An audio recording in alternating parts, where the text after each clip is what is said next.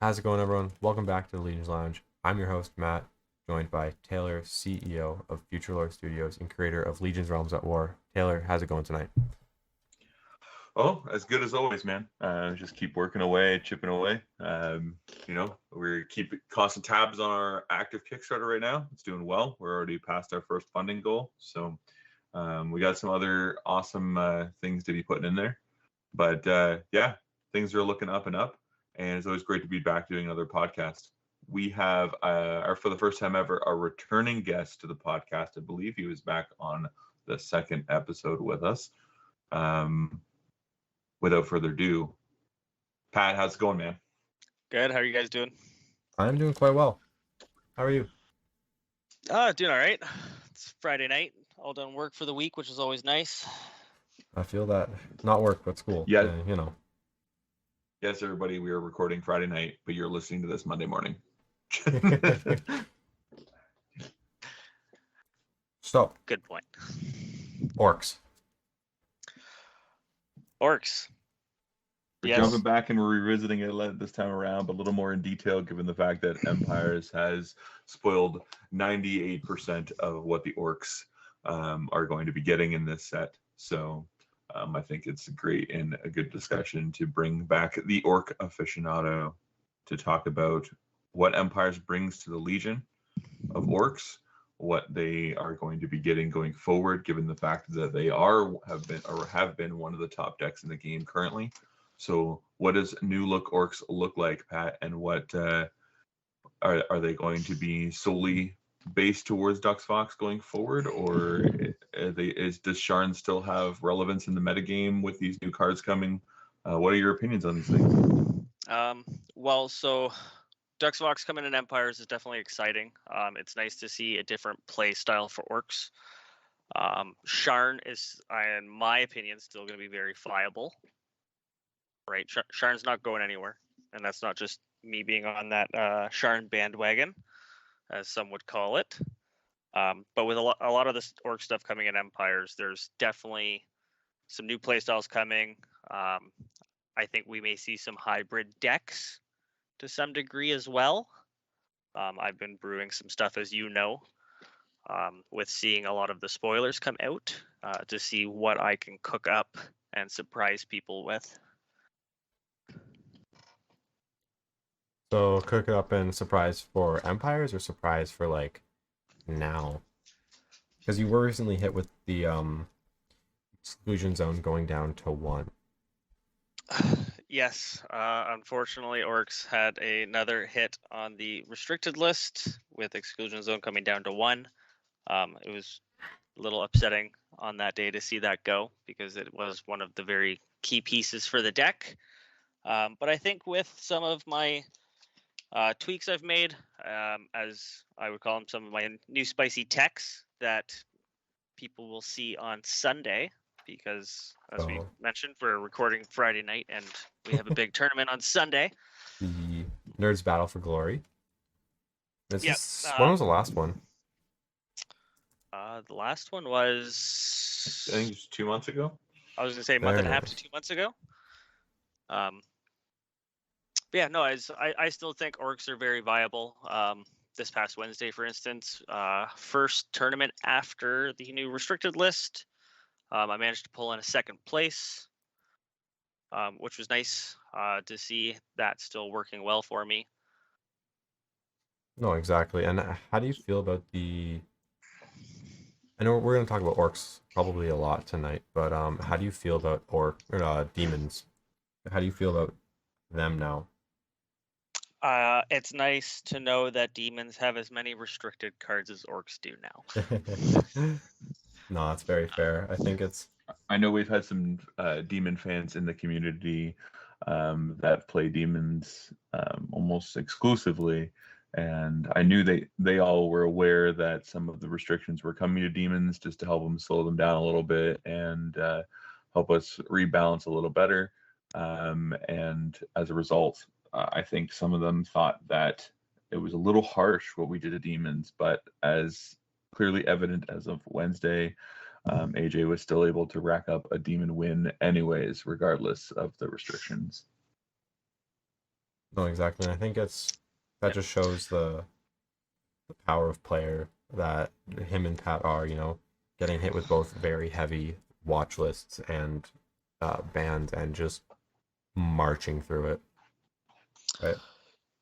Yeah, well, and it's just, I think it's one of those things as well where when these things happen and cards get restricted or limited on the list that affect our decks, I think one of the nice things sometimes is going back and doing, okay, what other cards do we have that we can sub in for what we're losing? And just seeing cards where it's like, I haven't looked at that in ages. That card would work perfectly at how my deck's working right now, right? And I think that Exactly. was a big piece for AJ with this list is he started looking through and doing the, oh, well, I can swap this card that's coming up for this and this card that's coming up for this. So like there were some tweaks on the demon side that I think weren't too bad based on what got restricted. And it's not like the cards were the exact same or anything like that, right? So like they're a little different and they've had to adjust their play style, which is fairly normal when that kind of stuff happens. That's like me as well with my orcs. Like I've definitely had to adjust my resource management, how I'm playing cards, and thinking through the play lines a little bit more with being down to exclusion zones. Exactly. And I think it's very good. Like I feel it's healthy. I don't know if you Well, agree. that's the whole balancing mechanic that we continue to try and make, right? We knew coming out of Frontiers that we purposely made demons and orcs have a power boost because it was their time in the story to have that power boost. And not like the other ones obviously didn't. I think undead saw a lot in Frontiers, and dwarves specifically saw a lot of power boost in Frontiers, but demons and orcs became the front runner coming out of that set specifically. And I think they matched very well into the power that Titans were and still remain to be. So it helped us balance like what's what you could call the top of the pyramid of the game. There's four decks basically that bounce around at the top right now. With the other four that can sneak in a win or two in a rogue matchup depending on the pilot. But that was a big thing for us going into Frontiers and coming out of it. But now that we're entering into Empires, it was time for a little bit of a shakeup. And with Empires coming out, it's going to be hunting season again, right? There's going to be a lot of new stuff coming, and the meta is going to flip right upside down. So it's going to be interesting to see, and that's going to be big on our part in studio to figure out. We balanced Empire cards with the game where it was at with Frontiers at the time, so it'd be interesting to see when these cards end up in players' hands, what they do and how they build their decks and how they compete with Empires on the Rise cards, and we'll just quite simply see how many of the old warlords stay relevant in the meta, how many of the new ones come in to shake stuff up, which legions shuffle and jockey for position. So I think the first 30 to 60 days post release of Empires, it's going to be the wild west. It's trying to define what's going to be the top decks going forward, and then from there we'll make appropriate adjustments for what we may need. If that means that we have to allow some cards to come back from one copy back to two or even back to three potentially to help shift or even things out, we always have that luxury of doing so. Well, exactly. And it's exciting, right? We all know Malady is going to be the number one deck. It's why are you laughing? It's true. I think Malady be up there. I think there's aspects of the deck, in my opinion, that are easy to work around, in a sense that on like the orc front, I don't feel overly threatened by Malady. Fair. She does a lot of things really, really well, but she also has some big glaring weaknesses, and orcs may be able to exploit those. And that is very fair, and I feel like orcs are very combo-y, so a way that like they're aggro, but they have a lot of piece combos and they play a lot of cards, so I feel something that could just work for that is just Altar of Affliction. right? True. Altar of Altar's Affliction is really going to slow so many decks down, but this isn't an Undead Knight. This is an Orc Knight. I could go on for like an hour about just the pure malady. But I'm trying to remember Well- what altar does. well, I mean, undead. Go for it. no, so it's consume 10 during a reinforced phase. All opponents' players that do not have, or unified cards that do not have a Bloodborne cost now have Bloodborne 5, and all opposing players' unified cards that originally had a Bloodborne cost now also have consume 5. Oh, that's fine. Yeah, Pair it's a that card with- that like taxes the opponent, right? Pair that with Tavern Gambling, and you're living. See, Matt's got all these spicy techs already for undead. Now they're going to be a control deck coming out of Empires for sure, but Oh yeah. I think in a very different way, at least from what we gathered from testing, was that Malady's going to have its, like I said, really good niche matchups. But speaking of it being an Orc Knight, in testing anyways, most of the time, Malady had a very, very difficult time with Dux Fox. Interesting. So, as we are marching into this episode, we are also marching right on to Doomsday in the Orc cards. So, what are some of the Orc cards that you're feeling of for Empires? The ones that I'm excited for? Exactly, the ones that you're just thinking about. Oh, 'Cause there's how many Orc there's so decks are you gonna plan to have? I'm probably gonna have a minimum 3. So, Come Empires, if not 4, because I technically have 2 at the moment, right? So like I do have. I know everybody sees me playing my boars. I do have an Orcbane deck. I don't play it a lot.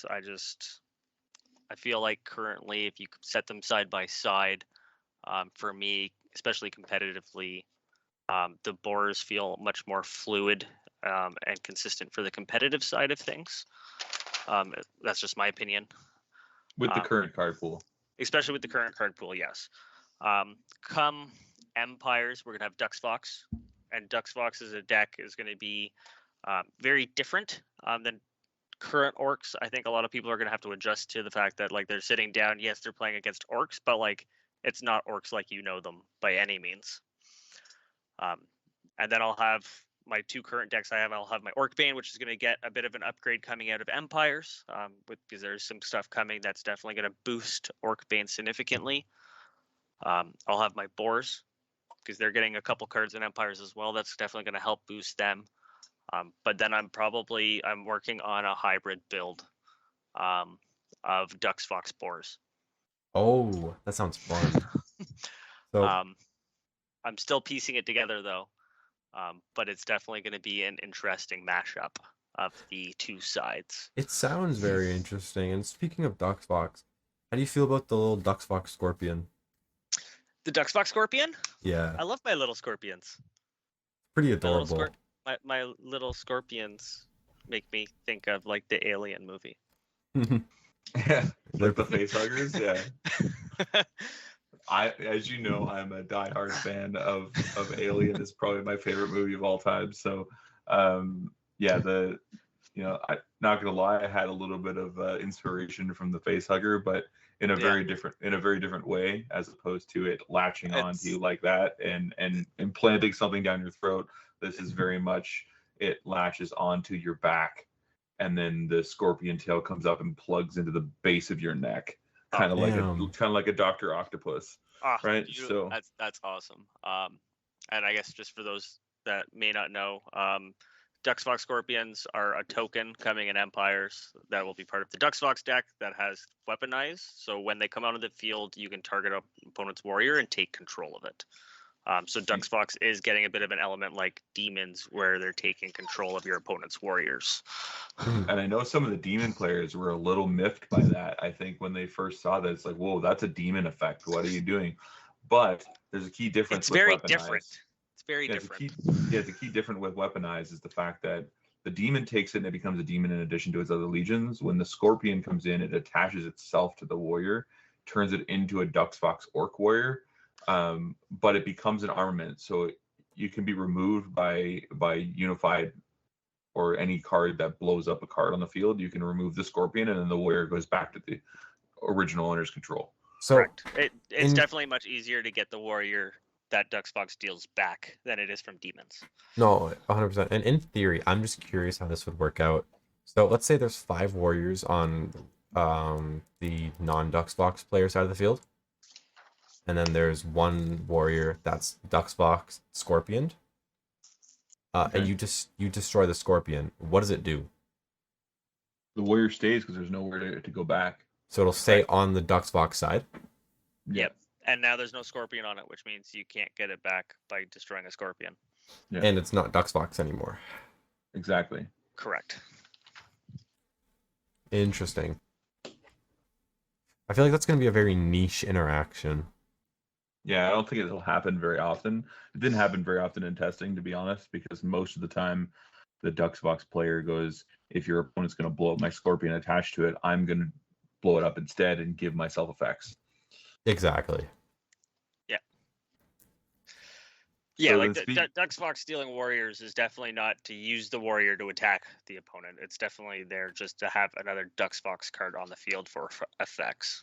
Exactly. Yeah, so Okay. speaking of that, Pat, you wouldn't mind walking us through Duxbox himself and how you plan on using him? Duxbox is the warlord and what Yeah. his effects are.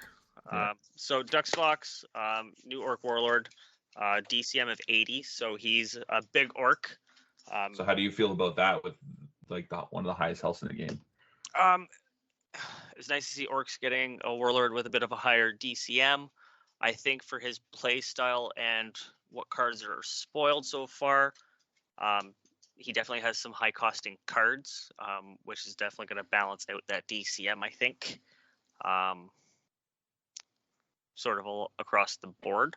Because like his special ability, for instance, is Bloodborne 10 on its own. Right, so like that's an eighth of his health right there just for a special ability, which also only has a two turn cooldown. Oh wow, So- okay. So very similar to Malady in that sense. Sorry, that's just the first connection I made. Yeah, so Bloodborne 10 Duxbox special. cooldown too. Yeah, Bloodborne 10 cooldown 2. Destroys 2 Duxbox cards on my side of the field to give him a permanent +2 physical attack. Which is very interesting because I feel like he's going to. I don't feel like that's gonna be. I feel like it's gonna be a niche, right? See, you think that, but at least what we've done in testing, because Duxbox has like in his not only himself the ability to make Scorpions, but so does his deck.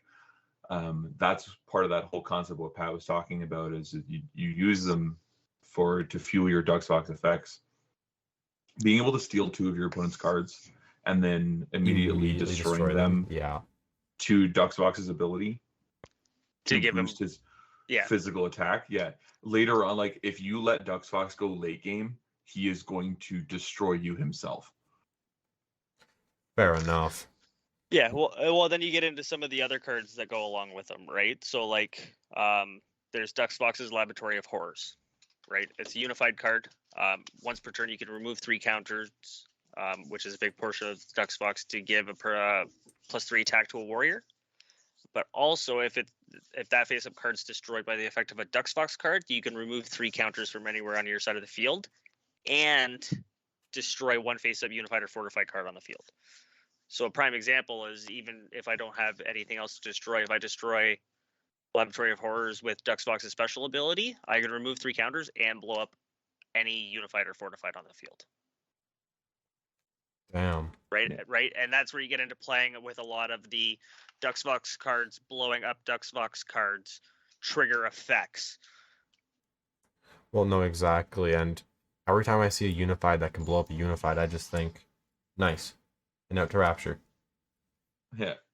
Well, and that's the thing. Like Duxbox's whole concept, right, is that he is an orc that was maimed at birth, right? So he's always kind of been that Igor, like Frankenstein, like character that was never seen in perfection eyes by the orcs that were in charge, mainly Sharn.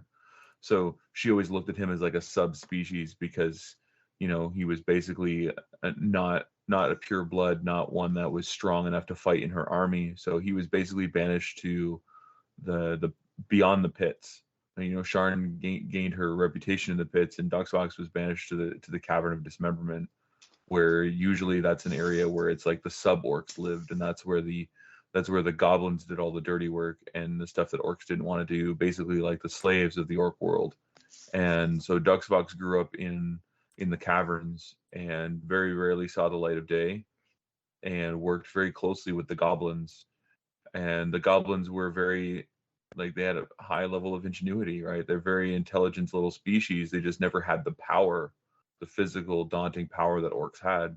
And Duxvox still had that, even if it was hampered by him being, not as powerful or as pure. So when he was able to feed off of the goblins and learn from what they can do and how they can advance things, he became that mad scientist. So everything in his cavern is based off of some sort of abomination, some sort of scientific experiment, to ultimately enhance himself.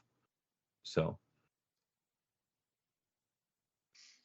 Very nice. I'm very excited for Duxvox. It's gonna be such a Yeah. unique deck. It's definitely going to be unique. I think it's going to be a hard deck for some people to wrap their heads around playing, just for like the play style of it. I think the best way to describe it, just for like if we look at current stuff, so like a lot of people look at Angels as like Angels is a very complex deck to play with the Holy Counter interaction. Duxvox is going to be right there with it, if not almost worse potentially. No, exactly. I feel Duxvox is going to be you either like play yourself or you win deck. Well, Right? that's Yeah, just and it, right? I think they got some crucial pieces. I know Pat already touched on Laboratory of Horrors, but I know your key card, Pat, the one that when you saw, you immediately go, I can build around this card, is Duxvox Deprivation Chamber. Deprivation Chamber, yes, definitely another good card coming. It pairs well with everything in the deck. What it does is it's static, doubles all Doomsday counters placed by card effects or keyword abilities that you activate. So basically, anything that would give you counters now gives you double. So this is Ascension to the Duxvox. Pretty much. Yeah, that sounds about right. Once per turn, though, on it as well, you can remove 6 counters from your side of the field, and if you do, all cards with Doomsday counters on them cannot be removed from the field by opposing players' card effects until the start of your next turn. Damn. All right. So we have Ascension to the Seraphim, basically Ascension to the Duxvox. Now we need Ascension to the Alehouse.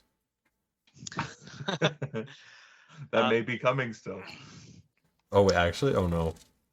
Right, and this is where it's building this deck is a challenge for ratios, especially with like how you try to build it. As Taylor's aware, I'm trying to build Duxvox to be a little quicker than it was intended. Trying to build aggro Duxvox? That's what he's trying to do. I mean, we built it with the mentality that Duxvox was going to be a late game deck, and Pat in his orc glory is doing what he can to inevitably do orc things and speed it up. Full greed. Yes. Well, and so Duxvox as a deck, let's just get back to the basics of Duxvox. So Duxvox as a deck is very highly based around effect damage, right, which plays it right into another card. So there's Duxvox's Deployable Bomb, which is a fortified armament, a little bit different than the typical unified armaments. But what it does is it equips to a warrior and it places 10 Doomsday counters on it. At the end of each of your turns, it removes a Doomsday counter from it, and when it hits 0 from its own effect or from counters being removed in any way, the warrior blows up, dealing 10 damage to a target player's warlord. So Right. it is a bomb that just counts down. Yeah. It's a bomb that counts down, and that's where how we were talking. So Deprivation Chamber, once per turn, you can remove 6 Doomsday counters from your side of the field, and if you do, cards with Doomsday counters on them can't be removed. So if you use that to take 6 counters off this bomb, it's now 4 counters away from blowing up and dealing 10 damage. And protects the warrior with the bomb. And protects the warrior with the bomb. Right? So, yes, it's a fortified, so you have to play it on your opponent's turn in order to equip it. There are some other fortifieds that also remove counters and warriors, which we'll get to that.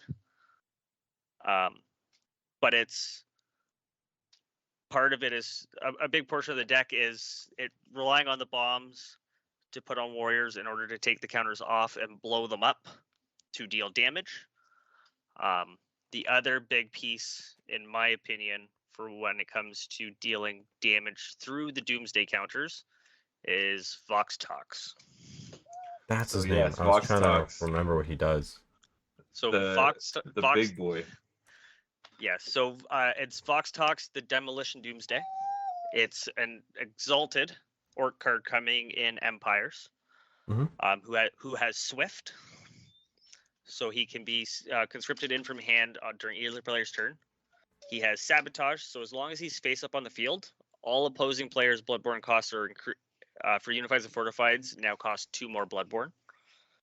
And Perish, which is the big piece of this card, which I love about it, is when he perishes, you remove all Doomsday counters from all face-up Duxfox cards on the field and deal X damage to a target player's warlord, where X was the total amount of counters removed by this effect. Which is crazy. And So this how is how does that pair with bomb? So what it does is, with pairing with bomb, is if you equipped 1 bomb to a warrior and bring in Duxfox and kill him, he will remove 10 counters from that warrior with the bomb and deal 10 damage, and then the bomb will blow up, dealing another 10 damage. If we take that, though, and look at, you can play sets of 3 cards. If you equipped 3 bombs at the same time to 3 different warriors, and then brought out Vox Tox and killed him, he's going to remove 30 counters, deal 30 damage, and then the 3 bombs will blow up, dealing 10 damage each. And that's for if there 60 aren't damage any total. other like Doomsday counters on field. Correct. Now, Exactly. now at the same time, if you have Deprivation Chamber face up, each bomb when they equipped puts 20 counters on them, Oh, that's weird. because it doubles the counters, which means that 3 bombs is 60 counters, and Vox Tox deals 60 on his own. So that's 90 total. Correct. He has 60 on his own, and then another. Then when he leaves the field, all 3 bombs trigger, and that's 90. Yeah. Yes. So you just gotta go full into like all just gas. to Well, get yeah, this. then there's other aspects, right? So, like, if we look at Duxfox and current orc cards, Reservoir of Revival Ooze, current card, send 3 orc warriors to your discard pile. Oh When no. activated, draw card. Once per turn, you can pay Bloodborne 3, revive an orc warrior from your discard pile. So even after you've used Vox Tox and killed him, if you play Revival Ooze, you can just revive him back out. Oh no, I forgot about Ooze. Yeah, but then there'll be. I mean, it thematically fits with the Cavern Ooze, Oh, but 100% does. but that there is no more counters left after Correct. Vox Tox used removed them all, right? So Correct. But, like, for instances, and that's where, like, if we go back to, like, the chances of you having 3 bombs plus Vox Tox and 3 warriors to equip the bombs and Deprivation Chamber all up on the field, like, it's a bit more of a niche kind of setting. I'm not saying it can't True. happen. It's a little harder to happen. And that's where Ooze comes in, because on the ideal for Duxfox, you're bringing Vox Tox back every turn, getting whatever counters you can, removing the counters, dealing whatever effect damage you can every turn, and just slowly burning away at that opponent. true. Well, exactly. And then you have Duxfox's Doomsday Clock as well, right? Once per turn, you can pay 2 life, place a Doomsday counter onto each face-up Duxfox Unified and Fortified card in your set of field, which means they can be placed on the bombs. So, and that places 1 on each one. And then, of course, with Deprivation Chamber up, that places 2 on each one. So you can really accumulate things pretty quickly and then have it an additional place 1 Doomsday counter on this card each time a Duxfox Doomsday Scorpion is made. So it's another thing that just helps generate, and it would normally place 2 if Deprivation Chamber is out every time a Scorpion is made. And then the Scorpion gets made, it places 2 on the clock. The Scorpion steals the Warrior, which gives you fuel to equip the bomb, right? And then you can go place 2 additional ones on the bomb after giving it 10. There's a lot of ways here to really start, you know, for lack of better words, march to Doomsday. Yup. I think it's very interesting because if you play around it properly, it doesn't seem too much of a niche, right? Because ooze, it obviously is a niche, but it's doesn't seem too impossible, right? You could go full into that with, I don't know, just off the top of my head, triple replenishing falls to just try and, if you find it, just gas forward. Triple ooze, then you can send any warriors, probably Vox Tox, Deldox, the tiny little dude that has sabotage, I forget his name. And then keep doing that, right? Because there's also well, there's lots of possibilities, right? Because then, like, you even get into the Duxvox Doomsday Cannon. exactly True. right. Right, And then you which can is- also, sorry, you say anything? Oh, go ahead. I was gonna say, but then you can also put things like, I'm just trying to find this card here. You could also put, hold on, it's just right here. Just take a moment to load. You could also, like, underground designs is gonna be important. Just negates. Oh, the Ravage Land stuff? Yeah. So yeah, let's talk about that. Let's talk about some of these Ravage Lands foundations that we laid with some of these Duxfox cards. Right. I think underground workshop is going to help so much.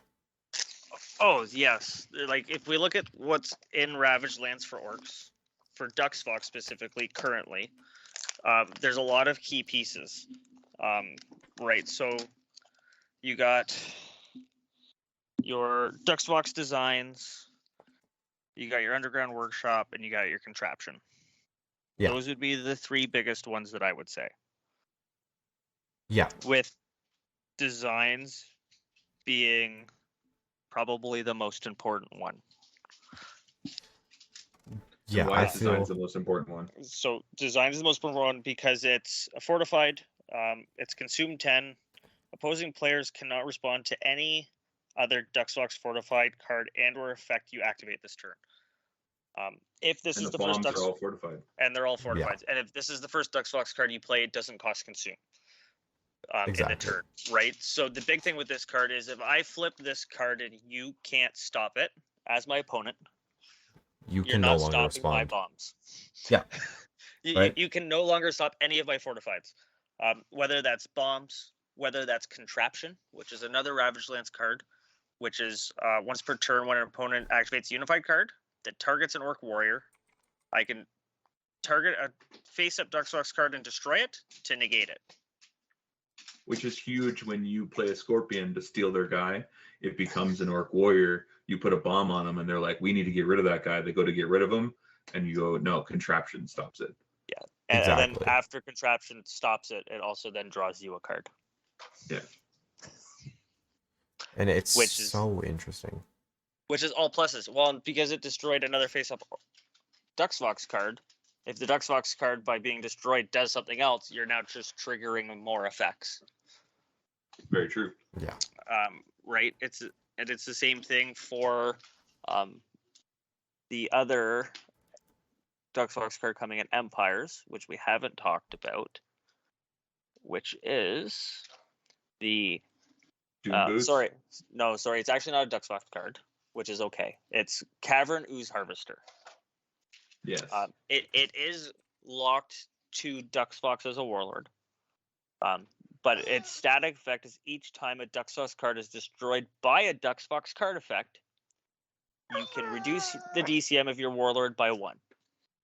So effectively, every time a Duxfox card blows up a Duxfox card, whether you're gaining an effect from it or not, you're going to heal 1 life. That makes, Which doesn't seem like a lot. but but it adds up quickly. And this was a card I missed because I was like, how is Duxvox gonna keep using his special ability all the time? Ooze Harvester. Yeah. Correct. Well, and because even like so that's the static on Ooze Harvester, but it also has a once per turn. You can destroy one face-up Duxbox card on your side of the field and Which draw a procs card. itself. Yup. And draw a card. And then if you do, you can remove one counter from anywhere on the field. Damn. So it procs itself, draws you a card, and counts down your bomb. Well, exactly. I mean, that's the thing is, I can't tell whether they're going to be very low warriors or very like, or not super high, but have a decent amount of warriors. We'll pass the one to ask. How many Duxfox warriors do you plan on running in the deck, then? I'm still working on that ratio. Are there specific I ones would coming in Empires that make sense in the deck? Oh, Beltov. 100%.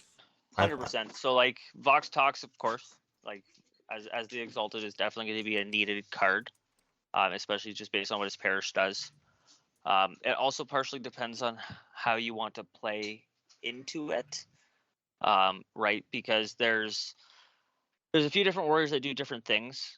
So like there's a Duxfox warrior coming that parish when it dies, it manifests 2 scorpions. It's true. Lux and Vox, the Right, bot mechanic. Yep, that's Lux Yep. and Vox. Right, so situationally, if you want to play him because you're wanting to lean a little bit more into the scorpions, there's that option. There's the Duxvox Goblin Driller who perishes.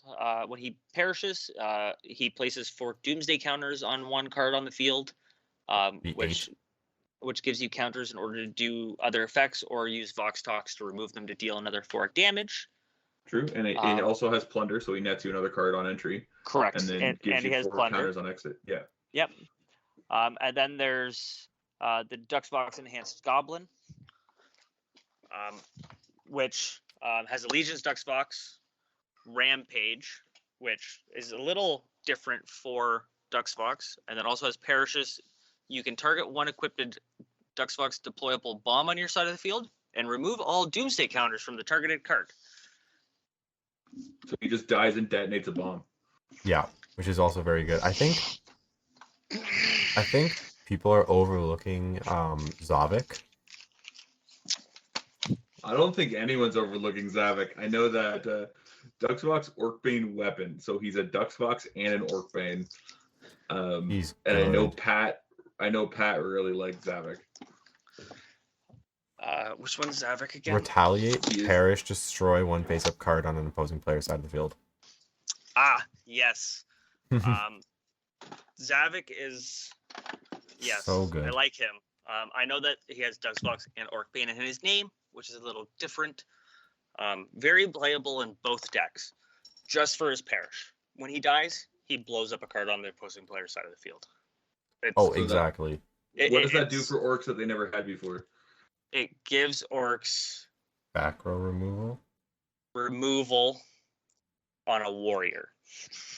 Yep. Which is very different than just normal removal for a lot of decks, because keyword negation. There is keyword negation in some decks. It's very situational though. Right? And some of it isn't played because there isn't keywords that you need to worry about, or it only negates a keyword that's on the field, which Perish is not on the field. With it also not being a unified or fortified, cards like Rapture on Mount Bane that can't be destroyed by a fortified card. This can destroy it. It's a warrior. Or cards like Bind the Dragon Soul, which can't be destroyed by a unified or a fortified.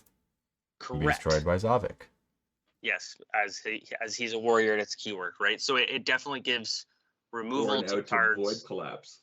It's also an out to void collapse. That's very true. That's the biggest piece for me. It's an out to void collapse that cannot be stopped without having the right card at the right moment for the opponent. Right. Plus, depending on which orcs you play him in, reviving and bringing back guys is not overly hard. So there's always the opportunity for orcs as well, where if I bring him out, destroy him to try to destroy Void Collapse, and they do have that keyword negate, I'll just bring them back again. Exactly, and do it again. Yeah, I mean, there are ways around it, I believe. Like there's always going to be, right? Like, Oh, 100%. And there are some cards coming in Empires that do stop perish keywords, oh, right? exactly. There are some cards that are coming out that do stop those, right? It's inevitable. Keyword is a thing, and having ways to stop them and interact with them makes sense. Exactly. And when But I say these, I'm not trying I'm to looking like, forward to him. no, I'm very looking forward to it as well. And when I say these like kind of things, I'm not trying to like harsh on your idea. I'm just trying to showcase the other cards that are in Empires, you know? Oh no, I totally get that. I know Right? I'm very high on the orc side. Speaking of keyword removal and keyword negation, Orcs got one of those cards too in Ducks Fox's Scrapyard. We got Scrapyard and somewhat in March to Doomsday. March to Doomsday is one of those more situational ones than Scrapyard is. Exactly. Scrapyard's a unified that you have to remove 4 Doomsday counters in order as an additional cost, but it just negates a keyword, any keyword, and sends the warrior to the discard pile. Which is really big because if it negates any keyword, it's not just on field. That stops perish effects. That stops a rift effect from activating in the eradication zone, but it also stops swift activating in hand. Correct. Yeah, well, and the Swift, like the Perish is definitely going to be a bit of a bonus. Swift will be the biggest one for me with playing Scrapyard. And that is in the instances of Acrotech or Abraxas. Exactly. And things along those lines that have not only Swift, but also have abilities when they enter the field, or when they perish and die. So like Acrotech, when he dies, you can pay Bloodborne 5, and you no longer take damage for the rest of the turn. I can't wait till someone Abrax- swifts and then you just go get off our mountain. Jumps immediately into a dwarf card. I love dwarf. No, that's fair. It's not a bad card, right? But then, like in the form of Abraxas, for those that don't know, so Abraxas is a warrior coming that Swift, when it enters the field, it destroys all warriors on the field, both sides, and then its perish shuffles it back into the deck. Yeah. So as an orc player, like having that board wipe as on a Swift warrior definitely hurts, because if I build up my board on my turn and they Swift him in, I just lose everything. Yeah. And that's where having a way to negate that is huge, because because you're negating the Swift, it doesn't see the field, which means that it doesn't get its interplay ability, and because it didn't see the field, it doesn't get its perish. So it just ends up going to the discard and staying there unless they get it back somehow. Exactly. And then also when it destroys all the warriors, it will also deal 3 damage to all warlords, opposing warlords, which is Correct. so And good. yes, it also burns for a little bit. The other nice piece about Scrapyard is not only does it have some of that keyword negate, but if it's in my discard pile, except the turn it was sent there, I can also eradicate it and destroy 1 face-up Duxfox card on the field.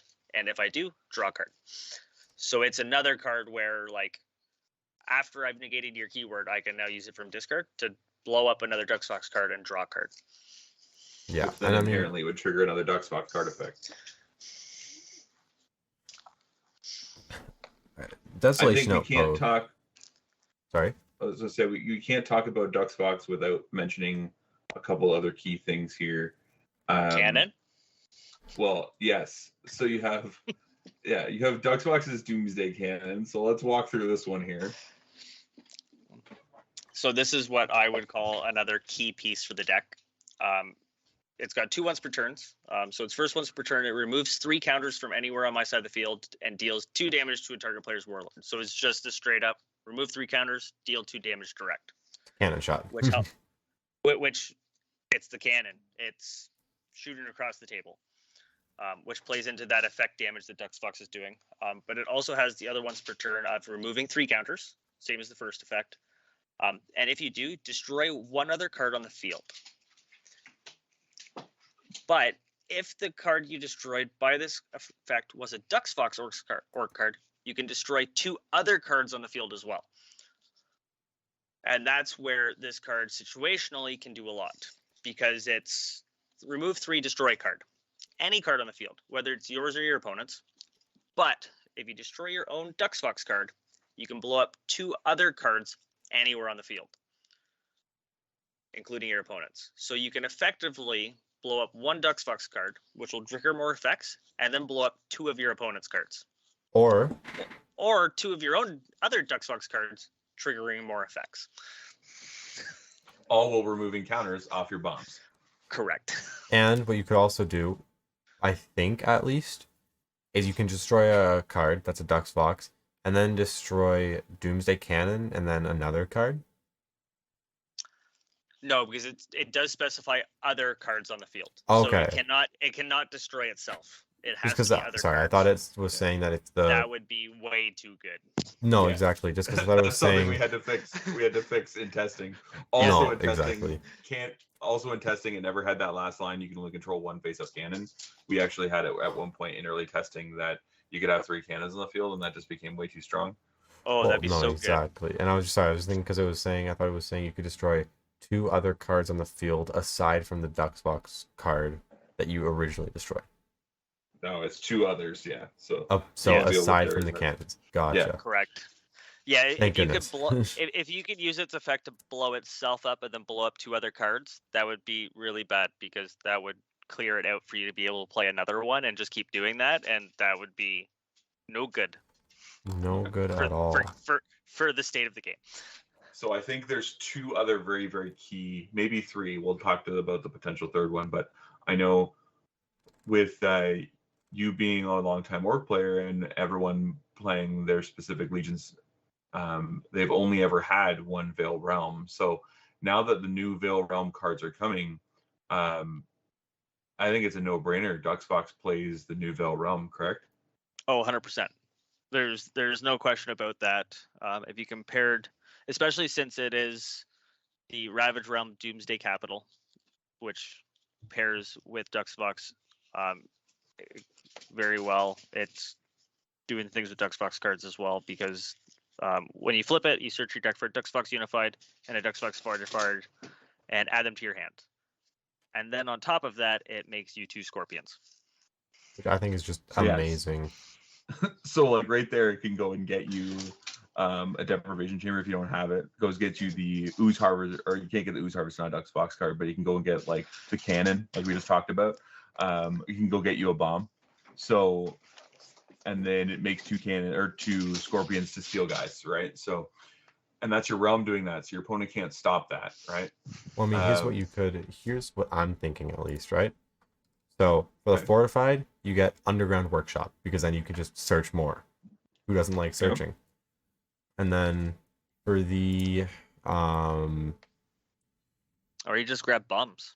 yeah, or you just grab bombs, and then for the whatever that's called, the Unified, you just grab Duxfox Ascension, just Deprivation Chamber. Yeah, I mean, if you don't have Deprivation Chamber, that's an obvious grab. Like I said, if you have that, you can go and grab Cannon because it's a Unified Duxfox card.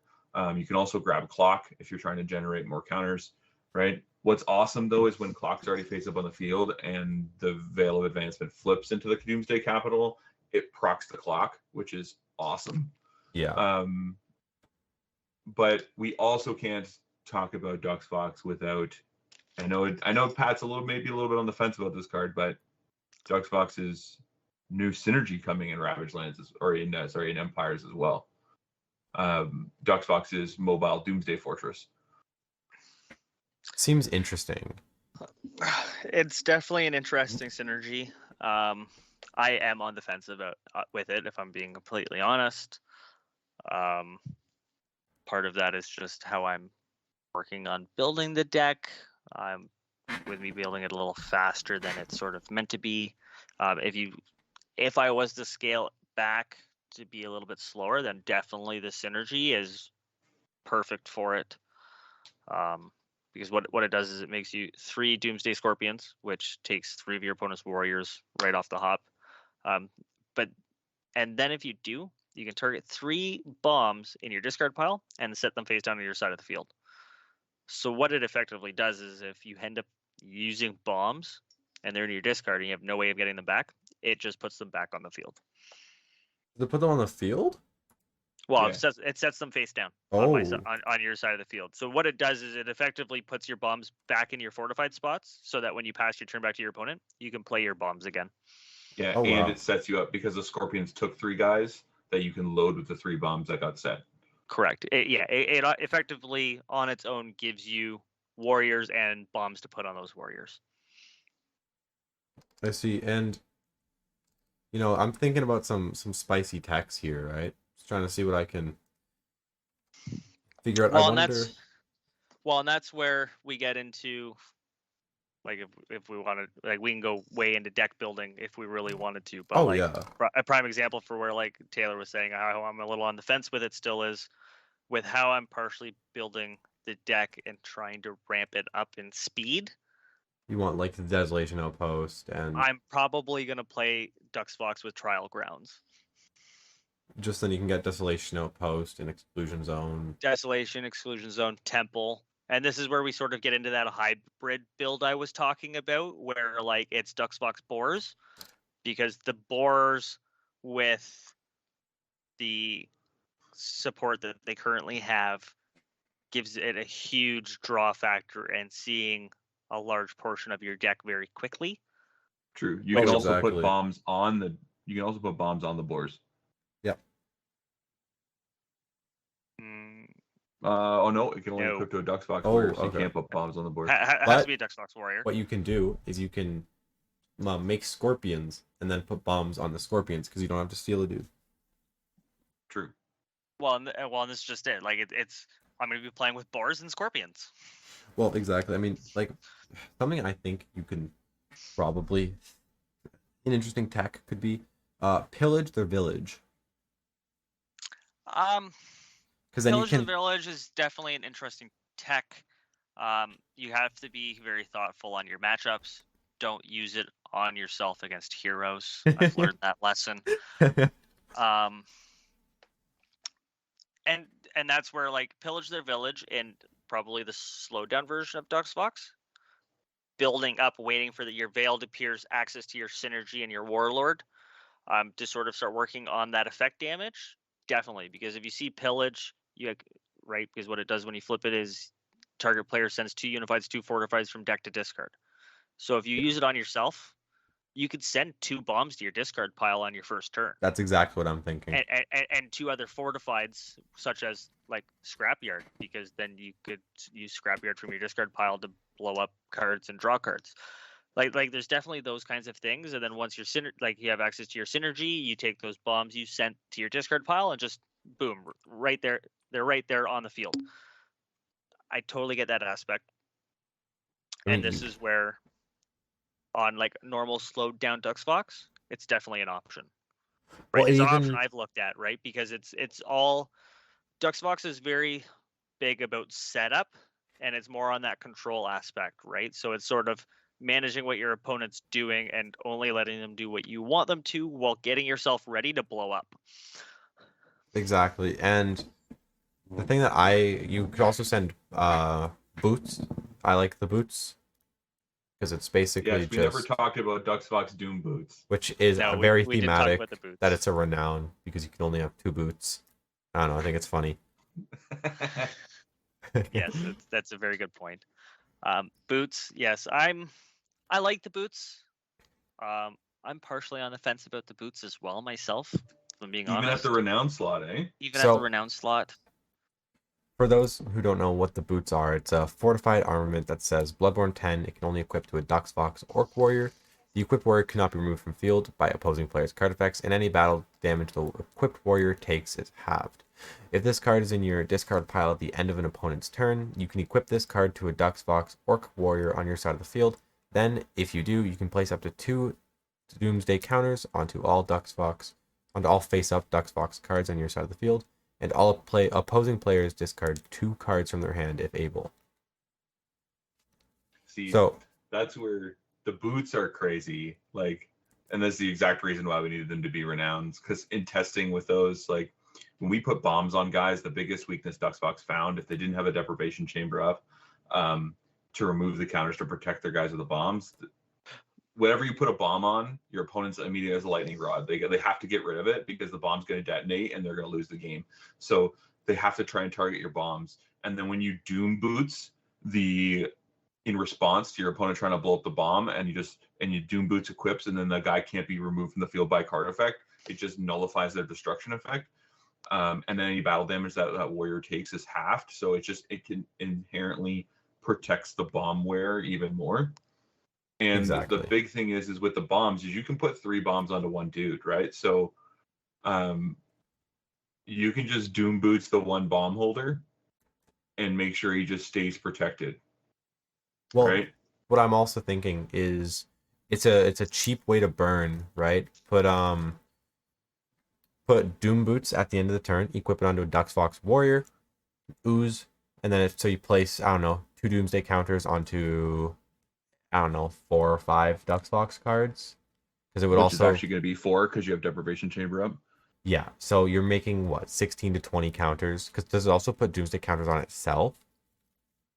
Yeah, on all face-up Dux Fox cards, yeah. Okay, so so including itself, yeah. Okay, so itself the warrior, probably Deprivation Chamber, and then there's probably 1 or 2 other cards, right? A couple Scorpions or something, Yeah. right? So that's already like 16 to 24 counters. And then if you do that twice, because you can do that with Pillage Their Village, then 2 Doom Boots, equip them both onto the same dude at the end of a turn, and then Reservoirs of Revival Ooze, pay 3, revive Box Talks. You're dealing a lot of damage. And any Swift Warrior they may have had would have been eliminated by the Doom Boots, forcing your opponent to discard 2 cards from their hand. Exactly. Right? And because they can't respond to it. Yeah. That's where I can see it, at least, right?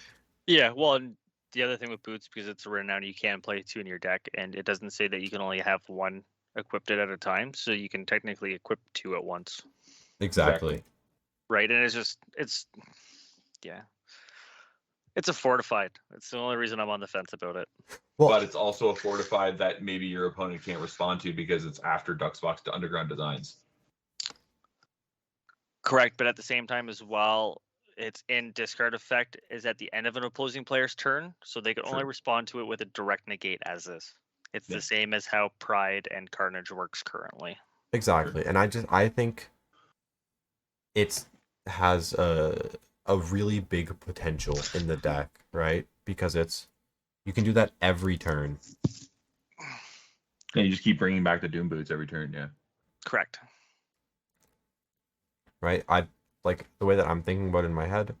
Run a couple generic heal cards, triple bomb, double boots, Vox Talks, and then probably triple Deprivation Chamber, and then just I don't know, probably triple Pillage. So Pat, I wanted you to ask your opinion. What did you think of Mad Dash Doomsday? Mad Dash? Yeah. What is Mad Dash? Mad Dash, I feel, is an interesting card for Dux Fox because it plays into Dux Fox but doesn't play into Dux Fox. So what it does, Matt, so it's a Bloodborne 15. Bestow plus X attack to all Dux Fox Orc Warriors on your side of the field that are equipped with a Dux Fox Doomsday Scorpion. All right. Where X is the total amount of Doomsday counters currently on the field. Okay. If it's in your discard pile at the end of your turn, you can shuffle it back into your deck and remove up to 5 Doomsday counters from your side of the field. So it effectively recycles itself back into your deck every turn that you play it and removes 5 counters.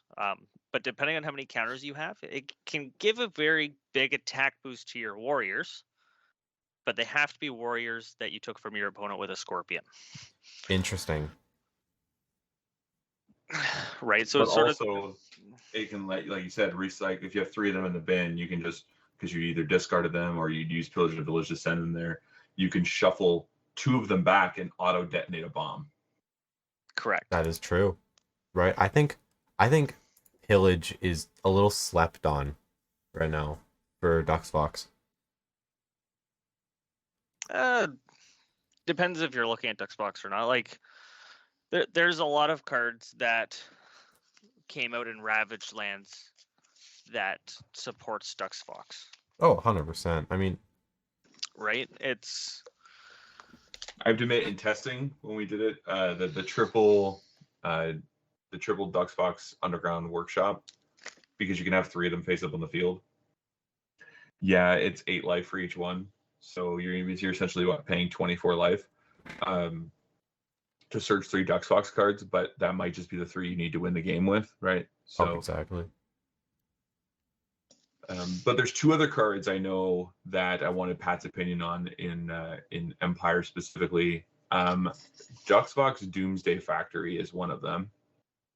Factory's a funky one. I don't really remember that one too much. I just remember it was interesting. So it's a fortified act. When it's first activated, you can place 2 Doomsday counters onto each face-up Dux Fox card on your side of the field, which is huge because if Deprivation's Chamber's up, it places 4 on every card.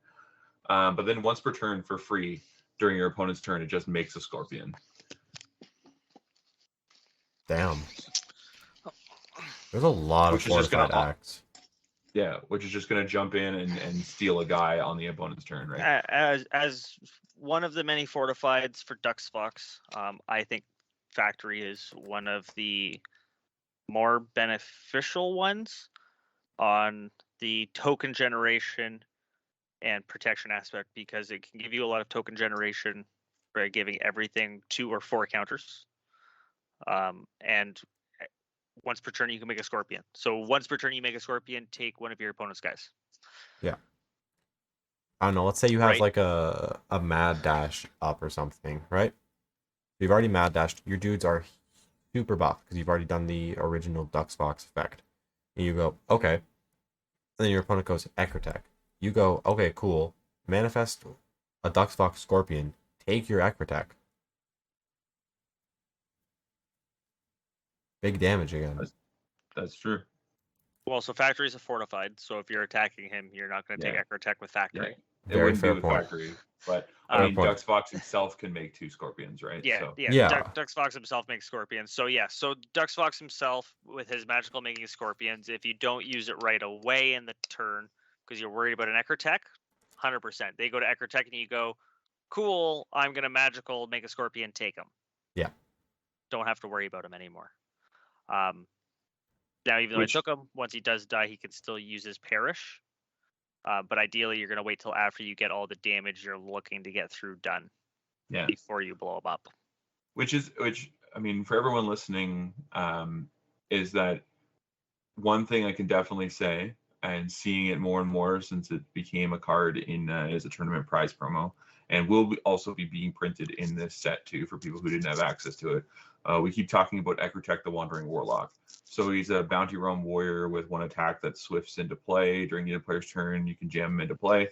He has a Perish effect that says pay Bloodborne 5. You can't take any board battle damage this turn. So one thing we have noticed from Warriors, one thing we have noticed very crucially in tournament play is that Ecrotech has been seeing a lot more play lately. As an aggro player playing against a player who plays Ecrotech, it's a very annoying card to play around. Because I feel like everybody.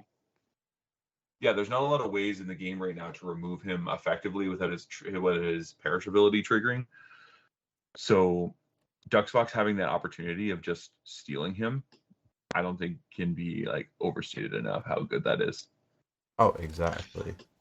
Yeah. Well, and that's how we were saying earlier about Scrapyard. Scrapyard being able to just negate his Swift in and put him in the discard pile as well. Yeah. Dux Fox having ways around Ecrotech is very nice because I feel like a lot of people, especially local to me, play Ecrotech because of me. Yeah. Also, I have. So I have one more thing here, Matt. Speaking of what people will play or try and play around when Pat plays them, I know there's one specific card that was spoiled in Empires on the Rise that as soon as he saw it, Pat immediately thought, I don't know if this necessarily goes into Dux Fox more so than it goes into Boars, is Dux Fox's test subjects. Yeah, test subjects is crazy. Pat, how do you feel? What is your perception on test subjects? Because I know as soon as you saw it, you're just like, free rampage damage. It's definitely going to make my opponents have to think about it. It's definitely going to be used in my hybrid build of boars. Yeah. Because what it does is Bloodborne 6, additional cost, you have to remove 6 counters from your side of the field. Boars on their own have a very hard time, if they can do it at all, for making counters. And that's where you sort of need that Dux Fox side to make counters in order to use it. But I love the fact that it's a fortified card. Bloodborne 6, remove 6 counters. Revive up to 3 warriors from an opponent's discard pile to their side of the field, which is great, especially for times where, welcome to Alberton, your opponent cannot take battle damage. They can still take effect damage, which rampages effect damage. And now they're going to get all their interplay abilities too, right? Correct. Which is fine, right? A lot of times people play the cards that stop battle damage from happening and then leave no warriors on their side of the field, because then my boars that have rampage cannot deal their effect damage because they have to battle a warrior for it. What this card gives me is a way to force them to have warriors at the end of their turn, so that on my turn, they have warriors I can attack. True. Now, it also allows you to manifest 3 scorpions as well, so you can effectively steal the 3 warriors that you bring back if you wish.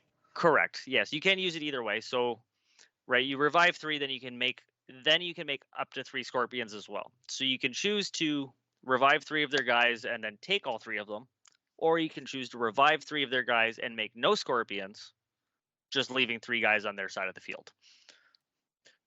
Which is a very niche play line with it that I don't know if a lot of people have picked that out of that card, is that you can revive their guys and choose to make no scorpions. Yep. Which leaves people on their board for you to attack over when they protect themselves from battle damage. Which is just disgusting. However, it is a fortified though. That's why you do it at the end of their war phase. Yeah. Very Because true. you go, I can't take battle damage, I'm going to pass the turn, and I go, at the end of your turn, put 3 of your guys back on your board, and you get to look at me and go, you can rampage me now. Yeah, that's frustrating. I'm excited to see how it turns out. And I know I said that was the last Dux Box card, but I have to know. I know there's been I know there's been a big debate with you for your Guardian before. Stinknar. Really? So I know that you've always been a huge Viseria fan and supporter, mainly for her art and story. Yep. But lately you've been playing Serena Sada to help your deck's consistency to make sure it can go fast. 100%. But what do you feel about Stinknar, the Mechanized Goblin? Stinknar, the Mechanized Goblin, as a Guardian, is really good for Dux Fox. Going fast with Dux Fox, I'm still not sure yet, because I feel that right now, Viseria or even Serena would be potentially better suited for go fast Dux Fox. Normal Dux Fox, Stinknar is gross. Just and for I the guess draw? and I guess for those at home, so Stinknar, at the start of the game after mulligans, you can target one synergy cooldown on the field and increase the targeted cooldown by 2 turns. So, which is effectively 1 turn, because the Yeah. same turn that your Veil pierces, you also count down. Yeah.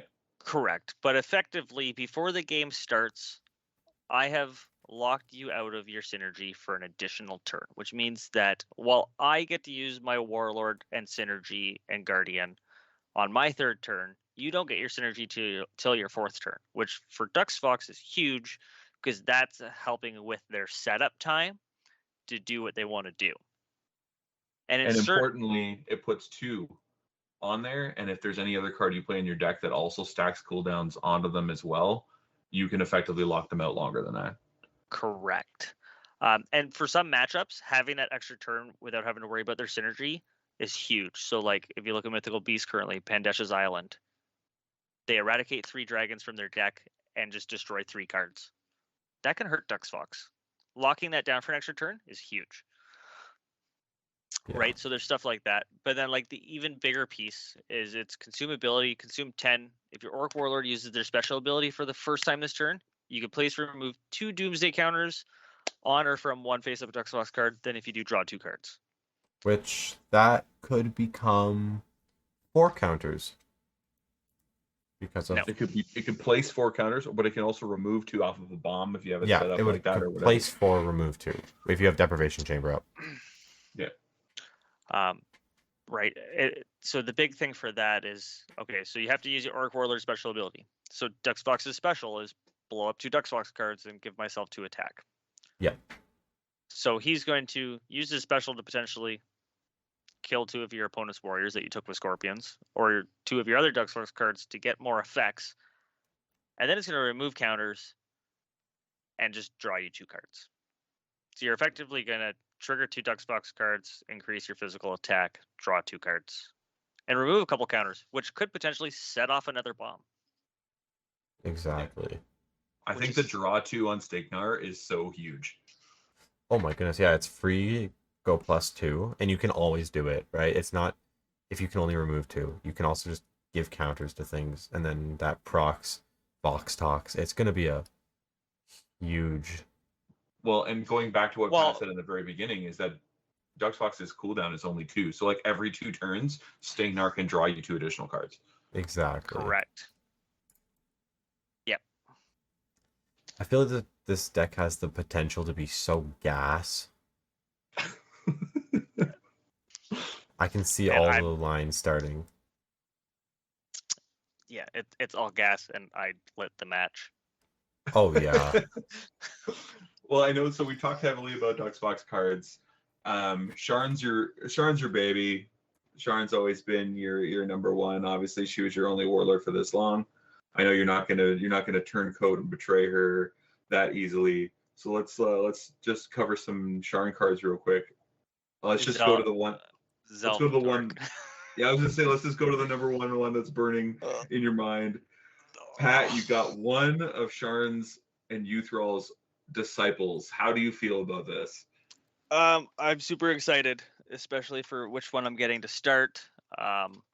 So for those out there currently playing the game, so there is in the starter decks a card called Zelfatorik's Feeding Frenzy. Fun card. Which is a great card. It draws a lot of cards. That's what it does. First activated, discard an Orc Warrior, draw a card. You can eradicate an Orc Bane card as a once per turn, draw a card. And then if it's destroyed by a card effect, you can draw another card. 100%. And some of us in the community call it drink, drink, drink, just for the fact that it's just draw, draw, draw. Zelfatork, the Fatal Frenzy, is one of the Orc disciples from the lore that's coming. I guess there's 7 disciples. There's 5. Technically, right? Yes. Sorry. Yes. There's technically 5 disciples. Because Viseria is not considered a disciple. No. And then there's Uthral himself. Then there's Uthral himself. In the starter deck, there was a card named after each of the disciples.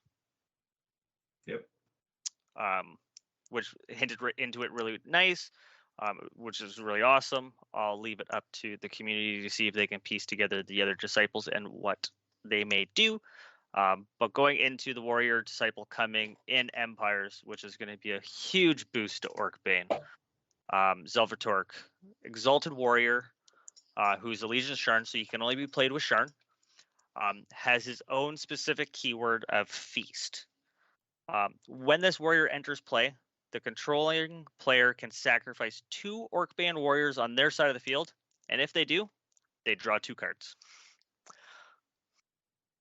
He also, to pair with that, has Rampage, which is, as everybody knows, a very big Orc effect, where when he deals battle with another warrior, any attack he has higher than that warrior gets dealt over that warrior directly to the opponent's warlord.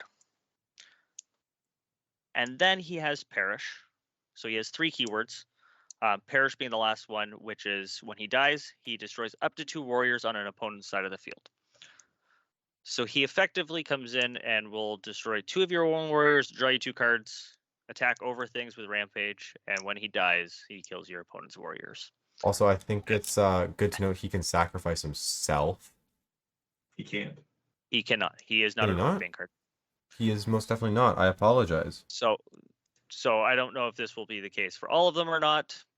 But Zelfatork, the Fatal Frenzy, is not an Orcbane card, but is paired with Orcbane as being one of the disciples that fights with Sharn and Viseria Interesting. from the lore. Yeah. So Zelfatork is the first one that Sharn calls upon to help her in the fight against Duxbox's Empire on the Rise. So she went through basically her 5 roster of disciples and felt that the one best suited to fight Duxbox head on first was Zelfatork and his amazing feast ability. I have theories as to the other 4, but I shall let the community decide who they think they are. I think I know. So how do you feel as the Exalted Warrior? I feel really good about it as an Exalted Warrior. Orcs never had an Exalted Warrior until this set, right? So correct, and we got 2. One specifically that's locked to Sharn, our current warlord, and then one that's locked to Duxfox coming, which makes sense. They're more higher end warriors come into battle with them against each other in the Revolution. I think also with seeing him getting released, like spoiled, and what other warriors have been spoiled in Empires, it definitely makes some sense to some of the things we've seen on the restricted or limited list already, for things that needed to be balanced as is, but things that not only did they need to be balanced now, but they would definitely have had to have been balanced come Empires. Exactly. And I am... Sorry, go ahead. So you're referring to Blood Calls Blood, right? Yes. So I get that currently in the community, Blood Calls Blood is a problem because of Gojin Vox, which is a currently released Dux Fox warrior that's played in Boars. And that's because he has Plunder. So when he comes out, he draws you a card, but he also has Swipe. So when he enters the field, he makes your opponent discard a card. Blood Calls Blood as a card is Bloodborne 20, so it's steep. But it grabs any 4 Orc warriors from your deck with no restrictions on the 4 warriors and puts them on the field and draws you a card. So currently the dilemma with it is you play it, you bring out 3 Gojins and one of any other warrior. It draws you a card. You get at least 3 plunders, so 3 more cards, and your opponent has to discard 3 cards. With Zelfatork, Blood Calls Blood becomes, I grab Zelfatork, 2 other plunder guys, and a 4th of whatever you really want. And ultimately what it does is it draws you a card from Blood Calls Blood, plunders you twice from them, and then he feasts those 2 away to draw you 2 more cards. So that Bloodborne 20 becomes a draw 6, effectively. Yeah, and it's also getting rid of some of their opponent's cards. It's just disgusting. Not in the Zelfatork line, but Blood Calls Blood is just amazing. Yeah, in the Zelfatork line specifically, I know Pat has already been working on some ideas. A Blood Calls Blood into Zelfatork with 2 Plunder Warriors and a Golvik. Golvik is an interplay Shockwave, so you bring out all 4 of them. You draw 1 card. You plunder twice. That nets you 3. You feast 2 away to net you 2 more, which puts you at 5.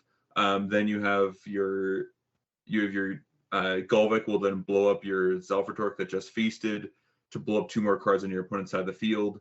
Then you can Olympus Battle Cry, an additional Orcbane warrior into play. Maybe it's another Plunder, which could net you another card potentially. And then you inevitably use Reservoirs of Revival Ooze to bring back Zelfatork. Comes in, feasts the other 2 cards that are left on your side of the field away to draw you 2 more cards, which then triggers Golvik to blow up a card on the field. So essentially you net like 7 or 8 cards off of 20 life. And you blow up 4 cards on their side of the field. Yeah, it's disgusting. You could also possibly, instead of getting the one of the 2 plunder dudes, you could get the Orcbane Zavik. Yes, you effectively can get Zavik now as well. which perishes, destroys any face-up card. So, and because he's an Orc Bane, if you were ever in a really big jam, you could Blood Calls Blood Zelfatork, 2 Zavix, and like a Plunder guy, and you could feast away the 2 Zavix to draw 2 cards and blow up any 2 cards on your opponent's side of the field. Yeah, it's just so good. Yeah, that's a thing. It most definitely is. So we talked about Zelfatork. I didn't want to talk about Zavik that much. we not? talked about Zelfatork. What about Outer Rim Rises? Outer Rim Rises? I know that currently when I'm playing against people as an Orc player, I'm very aggro. I don't set a lot of cards. Usually when I set a card, it's a card you typically have to worry about in some instance. This is definitely going to be another one of them. It can only be played with Sharn. Statically, it bestows +3 attack to all Outer Rim Orc warriors on your side of the field. Currently, the only one that's played in boars is Diadas, which that's fine. She can have a bit of an attack boost. The big piece is, the 2 big pieces is once per turn you can pay Bloodborne 5 and sacrifice 2 of your boars to deal 3 damage to your target player's warlord. So it's just, I'm going to sacrifice 2 boars, hit you for 3. That little bit of chip damage sometimes wins games, as we know from Viseria. Yep. The other big piece is if this face-up card is destroyed by a card effect, all opposing players must sacrifice 1 face-up unified card on their side of the field if able. That is the biggest piece of this card. Oh, because 100%. it doesn't matter who destroys it, whether it's myself or my opponent, as long as it's face up, the opposing player must sacrifice. Keyword sacrifice. Does not proc destroy effects. Does not proc destroy effects, and there's no cards that are unified that protect themselves from being sacrificed. No. It is an out to every unified in the game. Yeah, it's so good. But yeah, I'm very excited for DuxVox. We had a very good lengthy conversation. Getting close to an hour and a half on Right on. on just pure orc. Have we been talking that long? Right now we're at an hour and 23 roughly. Pat's like, time flies when you're having fun talking about my favorite things. I was gonna say, like, I'd say I'm a quarter of the way through if we want to keep going. I want to talk about one other big piece for DuxVox and Sharn before we get going here, which is the Revolution card. Yes, we could not part ways without talking about this. So the Revolution card cycle, for those listening at home, they're a brand new card cycle that's coming specifically to Empires on the Rise. They are very powerful cards. They're rares. They can only be activated once per game. But the reason why they're so powerful is they create what we call a game state change.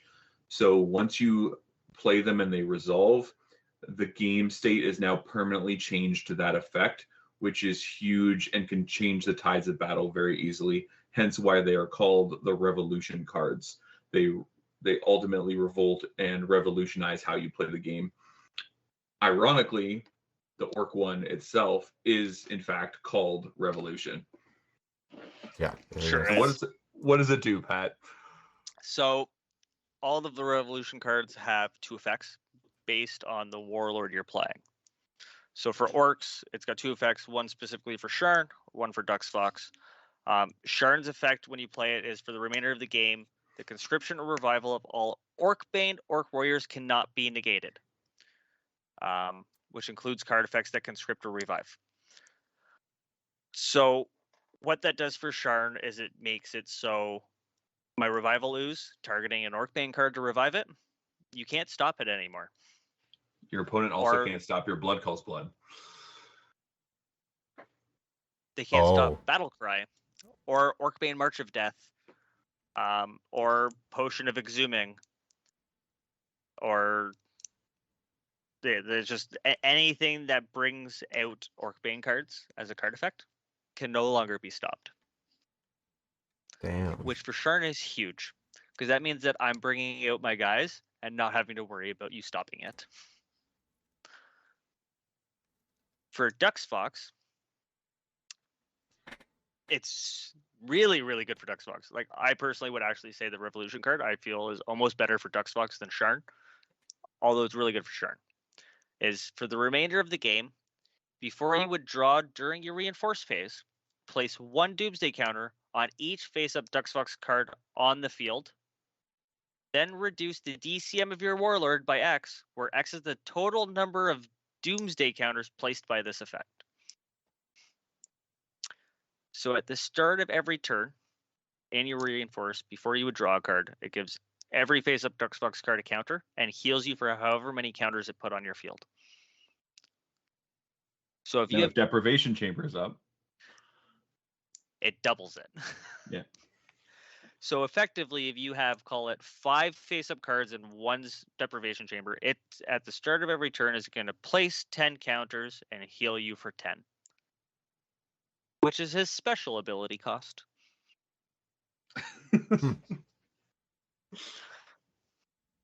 So to answer Matt's previous question, yes, Dux Fox has some heal cards. Yeah. Revolution.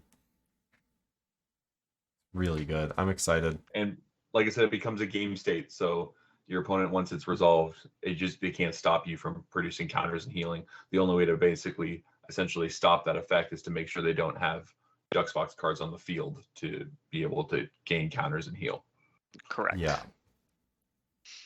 So the trick is, Pat, as one of the first members on our podcast that has specifically talked about the Revolution cards or the Revolution card cycle, given the fact that they are rares, so you can technically play a playset of 3 of them, but they're limited to only activating one per game. Where do you feel the Revolution card gets played? Is it going to be played in? I know you can't speak for most legions in terms of playing it at 1, 2, or 3 copies, but specifically for orcs, what's the ratio for the Revolution? Sharn, I would say at least 2, definitely. Sharn for Orcbane and for Boars has a lot of effects that require discarding cards. So if you see the first one and play it, and then you see the second one later on, you have a very good chance of having an effect that needs you to discard something for it, which it can then just be used as that for discarding. For Dux Fox, doesn't have as much of the discarding aspect, which is a little trickier, because if you do play more than one and you end up seeing the other one, it's stuck in your hand. So Dux Fox, I'd say definitely 1. I'd still potentially 2, especially because Heal is so important. The heal is so important. Giving counters to your cards is so important. Honestly, like, depending on how fast I'm trying to go and like how much I want to heal myself, or if I'm slow, like if I decide to slow it down a lot, I could potentially see playing it at 3. Whoa. Because seeing it first turn, everything I'm paying Bloodborne for, I'm healing for every turn. Exactly. Making Dux Fox become the true abomination. well, that's just it. So he's 80 DCM. If I start with that and I can keep a steady 5 cards up and call it, I'm healing 10 every turn. Unless my opponent's dealing more than 10 per turn, or I'm using more than 10 per turn combined, I'm effectively never going to die. True. Yeah. And then on top of that, you play the other Dux Fox card that every time you blow up a Dux Fox card, you heal 1. Yep. Yeah, it's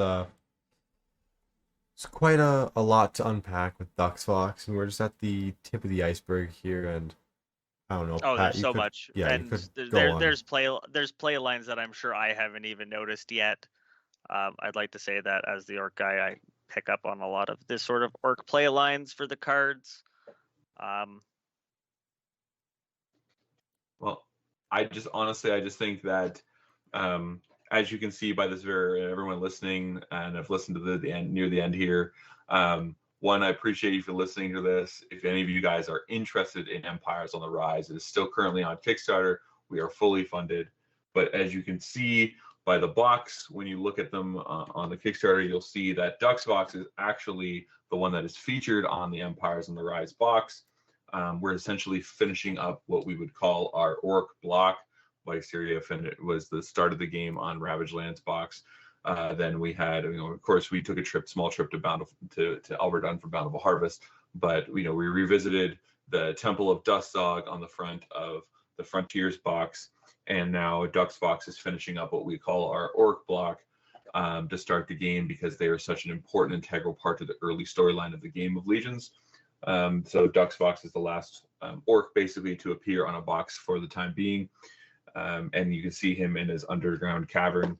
And as you heard on this in-depth breakdown of some of these cards, talking with Pat, not only is he an important character, but also you can see the depth and the play lines and the concept and the card designs that we've put into. That's just one of the 8 legions that is coming in Empires on the Rise. So as you can imagine, you times that by 8 and you have the most in-depth and immersive set that we've produced to date. Exactly. And I think with that, it's the perfect place to end it for tonight. For sure. And for everyone, like I said, it's on the Kickstarter. Make sure you go and back it. Even if it's at the small tier, there's a crazy amount of rewards. You unlock the stretch goals. You got the additional boxes. If you go into the combo tier, you also have an additional sealed case of Empires if you pledge at the collector tier. So we made sure that it is more than worth the value. And like it says on the side of the Empires on the Rise box, and what we talked about is the final card we talked about is make sure you guys join the revolution, because Legions is here to stay, and Empires on the Rise is just like Matt said, the tip of the iceberg when it comes to the sets and cards that we have planned. Pat, thank you for being here. Thank you for talking about Ducks Box and Orcs in its basically in its entirety, at least what we know right now. You're always an awesome member of the community, and you help us with so many facets of the game. And to be back on the podcast and talk a little bit more in depth, that's excellent work, man. I appreciate you having me back and listening to me ramble on about orcs for so long. Well, maybe you converted some people. I can hope, right? Yeah. Might have The army of converted me. greenskins may have grown. Right. Come to the orc side. We have cookies. Wait, for real? I don't know. Maybe you finally pulled Matt away from the undead bandwagon. Oh, Matt, you want to learn orcs? I will teach you. I will teach you the way. I'm gonna have to take you up on that offer. That sounds fun. Well, Matt, is there anything else that you'd like to say before we finish off the podcast for today? I just want to say thank you very much for listening to this episode. I know it was a little bit of a longer one, but it was, I think, very needed and a very in-depth analysis of the Ducks Vox and Orcbane archetypes coming in Empires on the Rise. I like Matt said, I think it was needed because, the more we can get knowledge out there of this is not just another expansion set. This is a game-changing set. This is everything. This is the launching point for Legions on a big scale. So Empire's been with me for a very long time, and it's great to have it so close to getting into everyone's hands. I'm not gonna lie, I am looking forward to it leaving my hands and going to yours. So I am as well. And we're currently at the fresh stretch goal on the Kickstarter.